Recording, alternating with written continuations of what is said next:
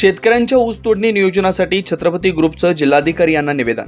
शिरूर तालुक्यात मोठ्या प्रमाणावर ऊसाचं पीक घेतलं जातं, मात्र वारंवार येणाऱ्या महापुरामुळे तालुक्यातील शेतकऱ्यांना मोठ्या आर्थिक नुकसानीला सामोरं जावं लागतं। सध्या ऊस सीझन शेवटच्या टप्प्यात असतानाही अनेक शेतकऱ्यांचा ऊस शेतात तसाच उभा आहे। परिणामी ऊस तुरा येऊन त्याची साखर क्षमता घटत असून शेतकऱ्यांचं मोठ्या प्रमाणावर नुकसान होत आहे। याला मुख्यतः साखर कारखान्यांची अपुरी ऊस तोडणी नियोजन कारणीभूत आहे।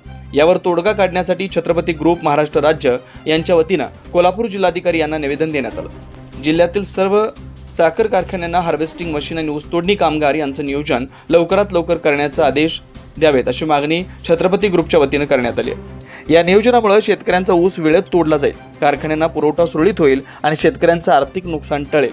तसेच या आदेशाची सक्त अंमलबजावणी करण्याची मागणी छत्रपती ग्रुपने केली।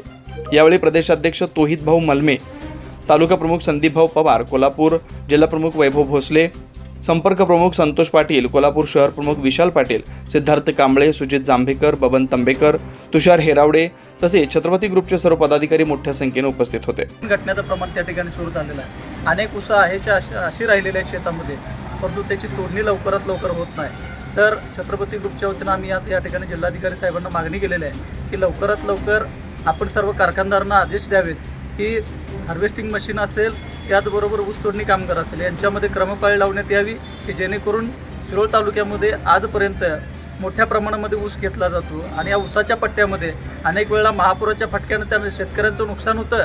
तर अशा वेळेला या क्रमपाळीच्या अभावामुळे शेतकऱ्यांचं नुकसान होतं। तर आम्ही जिल्हाधिकारी साहेबांना निवेदन केलेलं आहे की लवकरात लवकर याच्यावरती तोडगा काढावा आणि कारखानदारांना आपण आदेश द्यावेत की लवकरात लवकर क्रमपाळी करून त्या पद्धतीने शेतकऱ्यांचा ऊस लवकरात लवकर गेला पाहिजे आणि त्यांचं नुकसान टळलं पाहिजे, अशा पद्धतीची भूमिका घेऊन आम्ही आज या ठिकाणी निवेदन दिलेलं आहे। जय हिंद, जय महाराष्ट्र।